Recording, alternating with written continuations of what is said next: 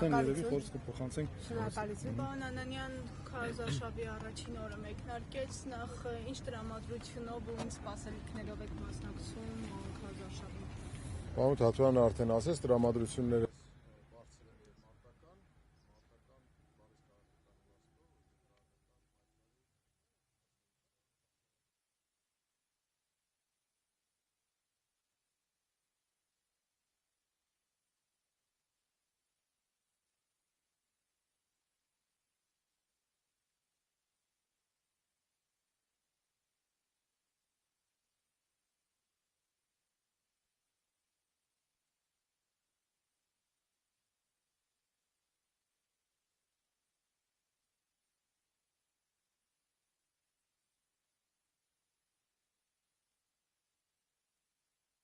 հիշատակին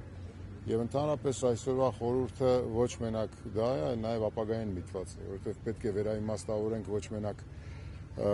հիշատակը, այլ պետք է վերաիմաստավորենք այդ հիշատակը վառ պահելու ապագայի մեր անելիքները։ Ինչ ունենք անելիք։ Իսկ անելիքները դրանք կապված են առաջ երթին արտաքին անվտանգության խնդիրներին, որոնց հետ մենք ունենք շատ լուրջ անելիքներ եւ ունենք շատ լուրջ առաջարկներ, որոնք այսօր ձևակերպել եւ ներկայացնում ենք։ Հետեւաբար, եթե ձեր հարցը ամբողջականացնեմ, մարտական ենք տրամադրված բառից քաղաքական իմաստով եւ ապագայի հետ կապված հստակ անելիքներով, նաեւ մեր ժողովրդի հետ զրուցելու այդպիսի պատրաստակամությամբ։ Մարդկանց գոնություն այդ անվտանգային խնդիրների վերաբերյալ չեն թույլատրել, չեն կարողացել այդ այսպես կոչված թվացial խաղաղության կամ կարճաժամկետ խաղաղության ծուղակով մարդկանց մոլորեցնել։ Գիտեք, մեր ժողովուրդը ավելի իմաստուն է, քան ենթադրում են այսօրվա իշխանությունները եւ մեզ ճիշտ ասած նաեւ մարզերում այցելությունների ժամանակ մեզ թվում էր, որ արտաքին անվտանգության հետ կապված սահմանամերձ սահմանապահ գյուղերի եւ բնակավայրերի մեր հայրենակիցները շատ ավելի ընդգծված ու զգայուն կլինեն իրենց դիրքորոշումներում, բայց